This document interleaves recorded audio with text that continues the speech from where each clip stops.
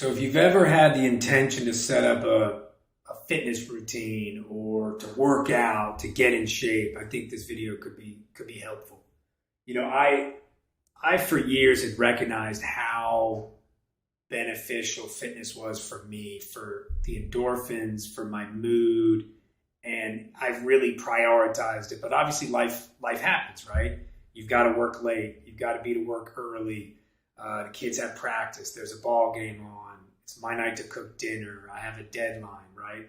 The guys want to grab a beer after work. Like life comes in and can do all these things. And if we're not really grounded on that in that program, I tend to take kind of a guerrilla approach to it. So I worked in hospitals for about 20 years, and I could definitely be seen like doing, if I had 10 minutes here or there, I could be seen doing lunges down like an empty hallway, doing push-ups on my bumper in the parking deck before or after work, or, doing something, just getting it anywhere I could. Even if that was the only thing I did that day, it was a way for me to beat the resistance. And so kind of attacking it like, hey, I want to get some movement every day. And the same is true for when I meditate. Sometimes it was in the parking deck in my car a couple of minutes because I got there a few minutes early. Or, hospitals tend to have a chapel or a meditation room. So I could be found, sometimes just grabbing a 5-minute meditation or a 10-minute meditation in the chapel in a hospital. Like for me to approach it like, I need to do this. I don't necessarily have a lot of command over my time.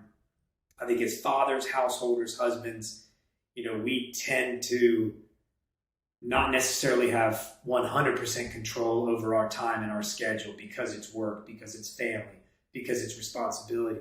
And I think really taking a priority, and if you can't set aside the time to go to the gym, to go for a run, to get a surf, then taking kind of a guerrilla tactic as an approach, can really help you to move the needle if a daily practice of exercise benefits you mentally, benefits you emotionally, energetically.